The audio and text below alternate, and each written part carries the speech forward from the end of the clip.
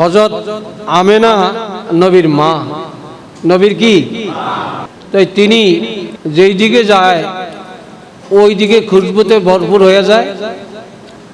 কোনো ঘরে ঢুকলে ঘরের দেওয়াল পর্যন্ত সব যেন আতরে পরিণত হয়ে যায়, আর যেই দিকে যায় মরা গাছ পর্যন্ত যেন জিন্দা হয়ে যায়।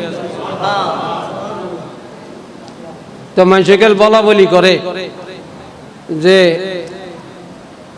আব্দুল্লাহ স্ত্রী আমেনা এ কোন পদের মহিলা, আব্দুল্লাহ গেল মারা, আর সে স্বামী মৃত্যুর পরেও এত সুবাস, এত খুশবু, এত আতর ব্যবহার করে, এটা সে কি করতেছে? এটা তো নারী জগতের মধ্যে একটা কলঙ্ক।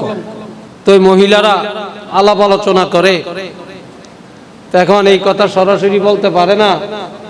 তাই আব্দুল মুত্তালিব তৈল নবীর দাদা, ঠিক না?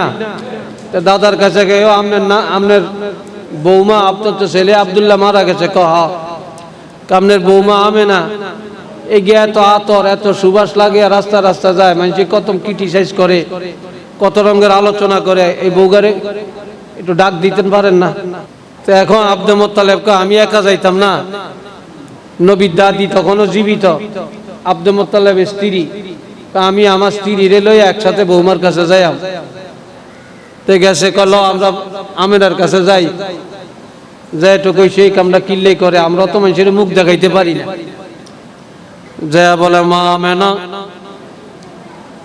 তুমি হলো আমাদের পুত্রবধূ, আমি হলাম তোমার শ্বশুর, এই হলো তোমার শাশুড়ি।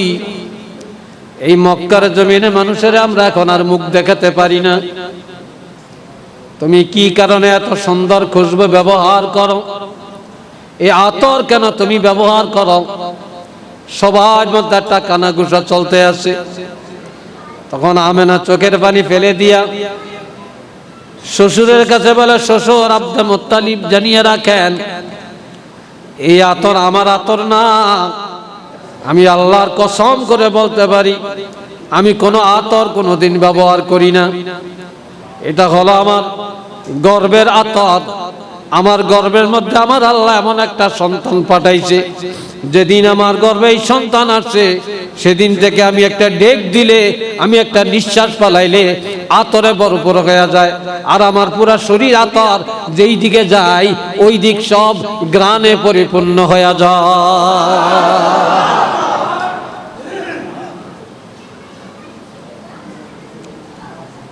আল্লাহু আকবার! কেমন নবী, গ্রানে ভরপুর হয়ে যায়।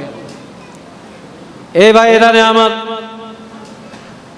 কাব্বা শুধু এটাই না, আরো কিছু জানতে চান কিনা? কয় বলো।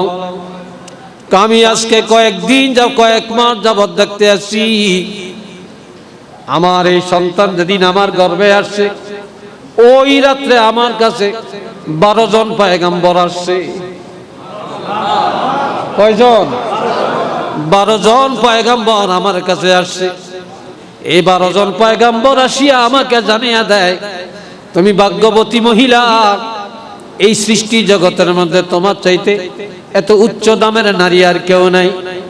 যেই নবীর সৃষ্টি না হলে জগতের কিছুই হতো না, সে রহমাতুল লিল আলামিন নবী তোমার গর্ভে আছে।